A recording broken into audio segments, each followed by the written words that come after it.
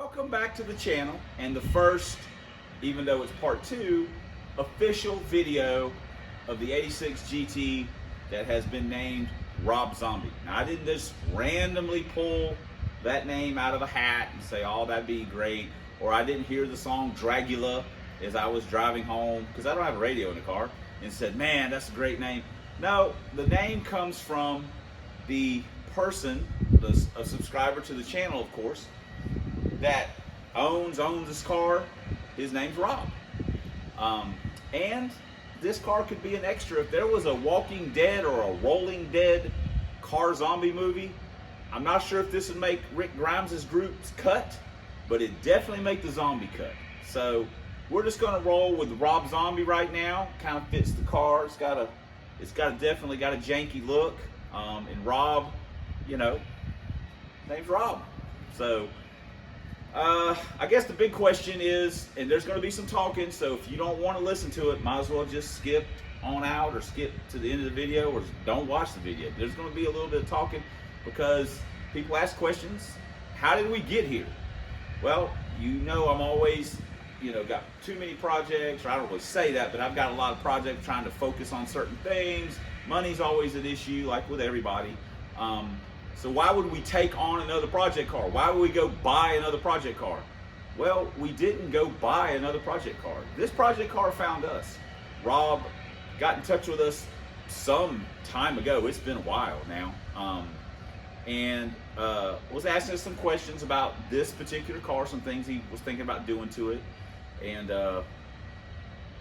we, you know, kind of, well, maybe this or that or whatever. And then he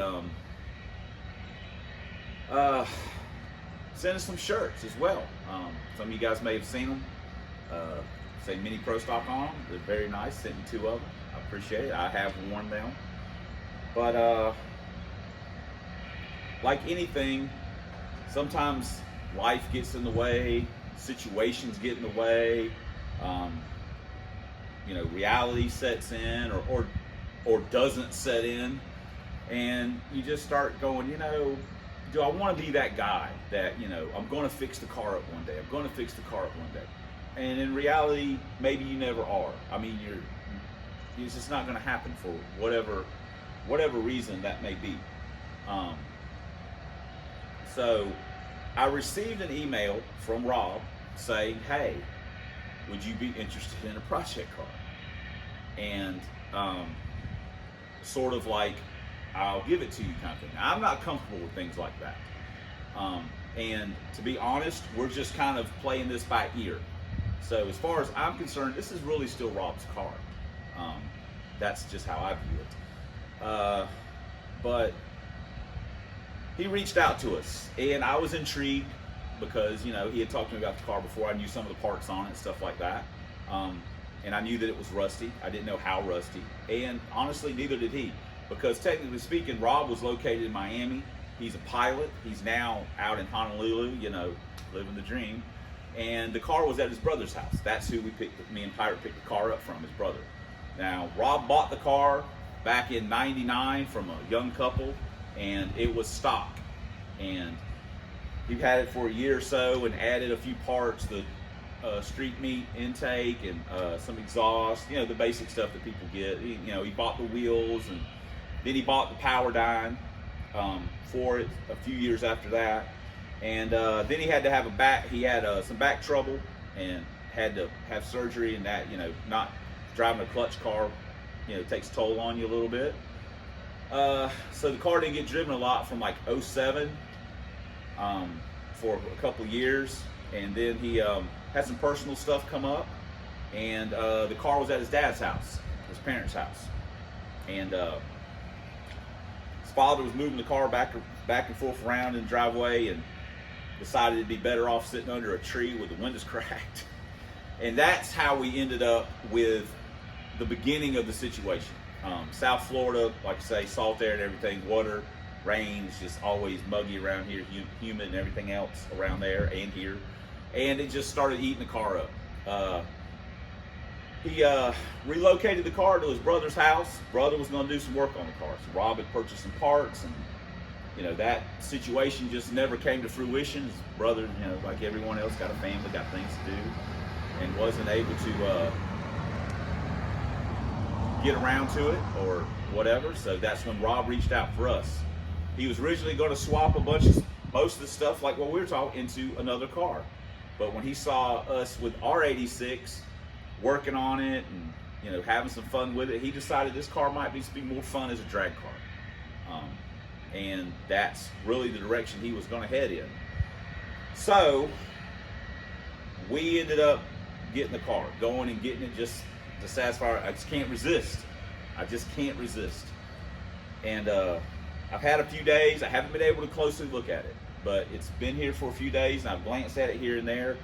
And initially, I talked to Rob on the phone and was like, "Hey, you know, we'd be better off just taking everything off of it and putting it on the Skylar car. That is the smart thing to do." But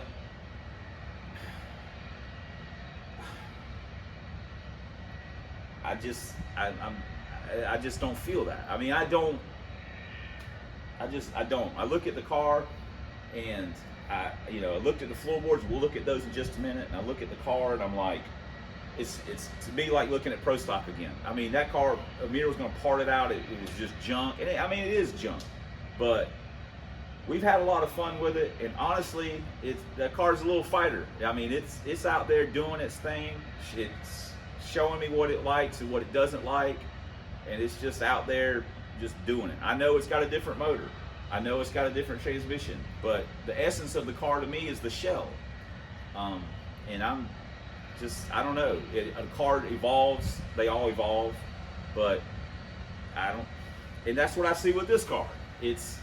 So just taking everything off of it, it just didn't feel right. At least right at this moment, it doesn't feel right. It just feels, because the Skylar car doesn't have any meaning to me. It's nothing. It's just a shell. It doesn't have any history. It doesn't have nothing to it. There's no story. There's no sentiment. It's just a roller. It's just a Mustang. But this car, Rob's stipulation, or I shouldn't say stipulation, but his wish was, I just want to see the car run sevens. I want to see it tote the tires a little bit and run a seven. I mean, that's really all he wanted.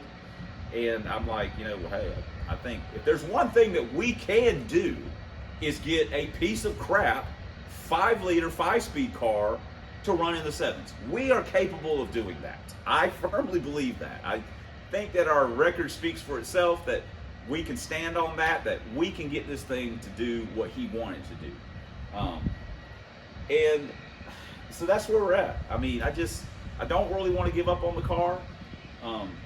I just want to get it running. That's the first thing I want to do, is just get it running without no blower on it. Just get it running the way it is right now. We'll have to do some stuff to the fuel system and just get it running, and then we'll stick the power down on it and get it running with that. See how the transmission, just drive it around here a little bit. We can bolt a fiberglass seat. I think it'll hold me, and then we'll see where we go from there. So from there would be, this is what I'm thinking. So let me get you guys and let's talk about it. There's our swanky power dyne. Check this deal out.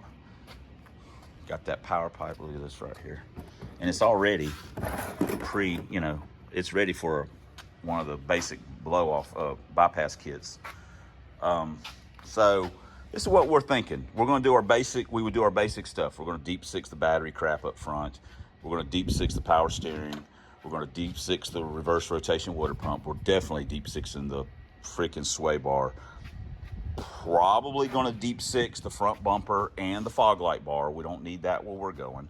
We're going to deep six all this, what's left of this AC stuff, get all that trash out of here. We're going to deep six the EGR stuff. We don't need that. Probably going to deep six the shorties. I think I'm just going to leave. I'm going to put the other shorties on. I've got a set of aftermarket ones that are unequal length, but whatever. Put them on. We're going to leave the exhaust as is for now, I think. I've got some 2.5-inch tailpipes, and I think that I would put those on over these, because we're going to put some duct tape over this so it'll look brand new, black duct tape, so it's going to look brand new, and we'll put it over the door.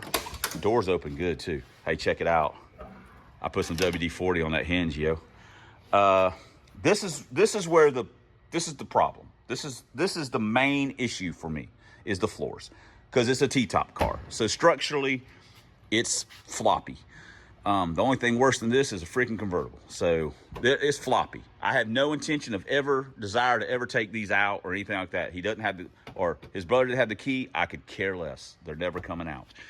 And technically speaking, this car probably won't ever see rain again unless it starts raining while we're driving it. We're gonna take all the heater box stuff out. All that's coming out, all the sound under. We're gonna do the basic package. But instead of putting the floors in the car, because that's a lot of work, and let's be honest, it's still structurally not going to be fantastic. It's be okay.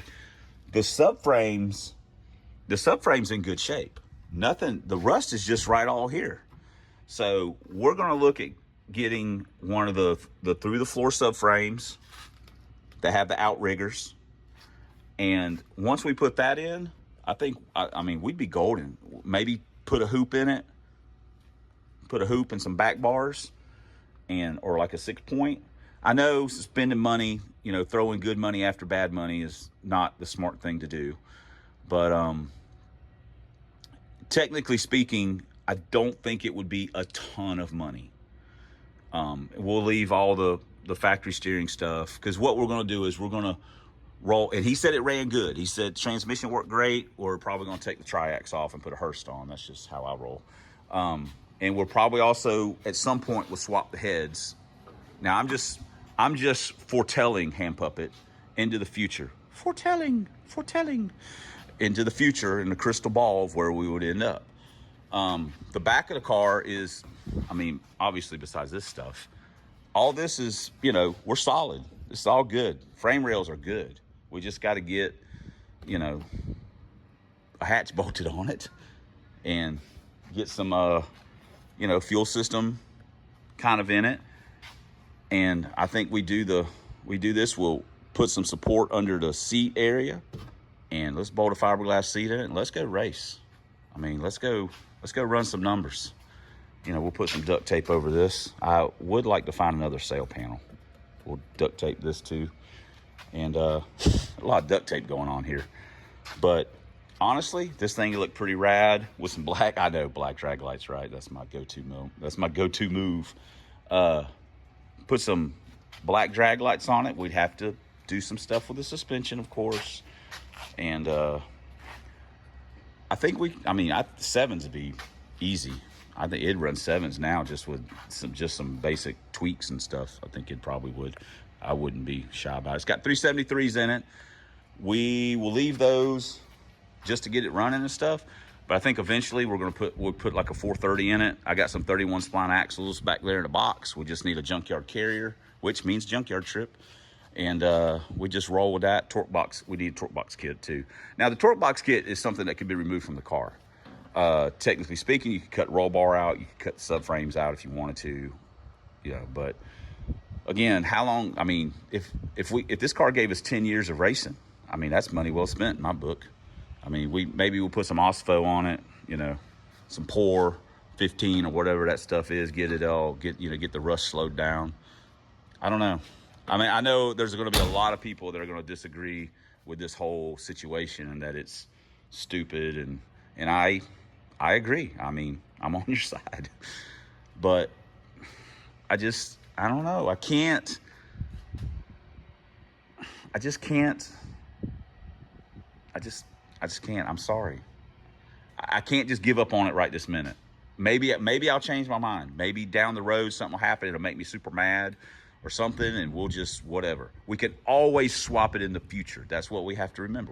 We haven't spent a dime on anything yet.